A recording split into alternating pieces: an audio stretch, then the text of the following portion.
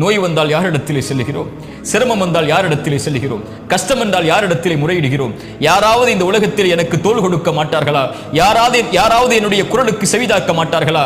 யாரும் என்னுடைய அழைப்பிற்கு பதில் கொடுப்பவர்கள் இல்லையே, இப்படி தனிமையில் ஆகிவிட்டேனே, எந்த மனிதரும் எனக்கு உதவி செய்யவில்லை என்று மனிதர்களை நாடி நாடி நாடி சென்று தோற்றுக் கொண்டிருக்கக்கூடிய நாம் ரப்பை அழைக்க வேண்டாமா?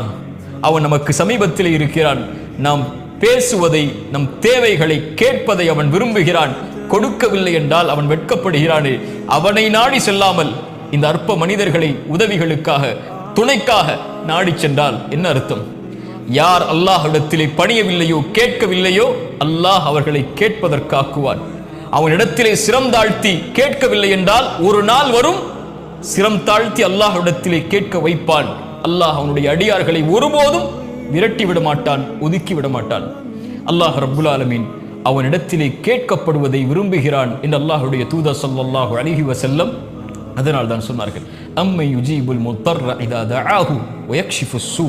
கஷ்டத்தில் சிக்கி தவிப்பவன் அழைக்கும் போது, சிரமத்தை நீக்குவதற்காக அழைக்கும் போது, அந்த அழைப்பிற்கு என்னை தவிர யார் பதில் கொடுப்பார்கள் என்று அல்லாஹ் ரப்புல் ஆலமீன் கேட்கிறான். அல்லாஹ்வை அழையுங்கள். எந்த தேவையாக இருந்தாலும், என்ன கஷ்டமாக இருந்தாலும், என்ன சிரமமாக இருந்தாலும், வாழ்வு எந்த நிலைக்கு சென்றாலும் அல்லாஹ்வை அழையுங்கள்.